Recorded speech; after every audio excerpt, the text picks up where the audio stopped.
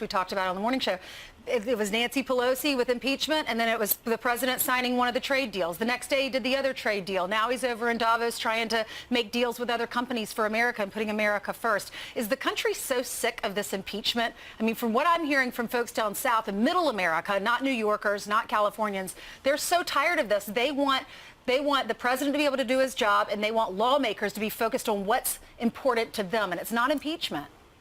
I think it's even further. I think it's in California and New York, too. I'm getting stopped with people saying just that. But you are correct. You could take that even back further. September 24th, when the president is at the UN General Council, when all the world leaders are around, that's when Nancy Pelosi walked out and did her press conference, said she was moving forward with impeachment. Then you went to December 4th, when the president was acting, when he was in NATO. They went out and did the same announcement, and they had those professors come in. They have timed it each and every time to try to upset this president, to try to talk about something else than what Congress should be working on. But the great thing about this president, he never lets that get to him. And we have the strongest economy in the history of America in the last 50 years. Absolutely. And the president is touting that in Davos. We're covering it, unlike a lot of other networks this morning. Covering or covering up? Yeah, exactly. Speaking of covering up, we've heard the arguments, the shiny objects the Democrats have used throughout this process, as they haven't had evidence, so they've got to have a new talking point. Well, it appears Chuck Schumer in the Senate has landed on another one. This is not close enough to the Clinton process.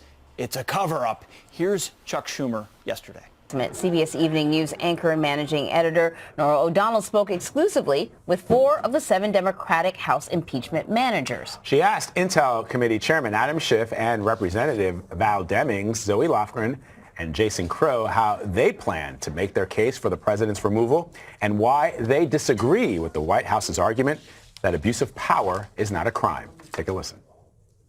The president of the United States has privileges and powers that no other person has. So the abuse of those very unique powers and privileges is exactly what the framers had in mind when they drafted the impeachment procedures.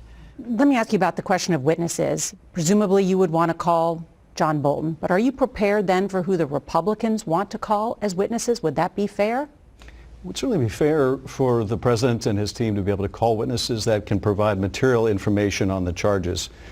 It would not be appropriate for the president to seek to call witnesses merely to try to perpetuate the same smear campaign that was foiled when his plot was discovered. Hunter Biden, for example, can't tell us anything about whether the president withheld military aid, whether he withheld that aid to coerce Ukraine to conduct political investigations, or why he wouldn't meet with the president of Ukraine. The only purpose in putting him on their list is they wish to trade material witnesses like Mr. Bolton and Mulvaney and others for immaterial ones that will allow them to continue to attack a political opponent. That's an illegitimate abuse of the trial, and the Chief Justice, who may have an opportunity to rule on materiality of witnesses, as well as the senators, should not permit that kind of abuse. You can see more of Norah's exclusive conversation with the House impeachment managers tonight on CBSN at 10 p.m. Eastern.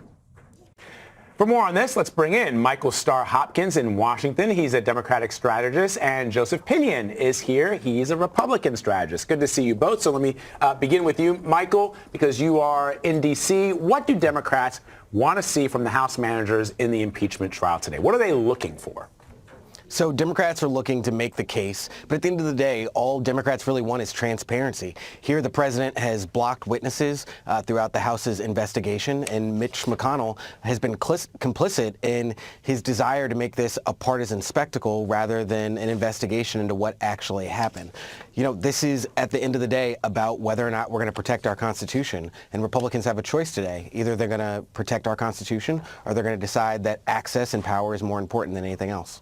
So, Michael, the House managers submitted their briefs laying out why the Senate should remove President Trump from office. Can you give us some of the details of just how the Democrats are going to be building their case? Because it's not just the case now. Support him. Nobody likes him. Nobody wants to work with him. He got nothing done. He was a career politician. It's all just baloney, and I feel so bad that people got sucked into it. She was asked, does that assessment still hold? Yes, it does, Hillary Clinton said. I will retweet that Hollywood Reporter interview. I already have, actually. But again, Making Waves documentary comes out after Super Tuesday. Why wouldn't Bernie Sanders? This, a little bit of a Fox Business alert. I just wanted to bring your attention to this. There is a multi-part documentary series on Hillary Clinton that's coming out in early March that will be on Hulu. The Hollywood Reporter has an interview with her about this documentary and that came out earlier today. And Hillary Clinton, according to this interview, says in the documentary about Bernie Sanders, Hillary Clinton on Bernie Sanders, quote, he was in Congress for years. He had one senator support him. Nobody likes him. Nobody wants to work with him. He got nothing done. He was a career politician. It's all just baloney, and I feel so bad. Now, and health officials have confirmed that the virus can spread from person to person. Gio Benitez is at JFK Airport here in New York, where they're now screening passengers from China. Good morning, Gio.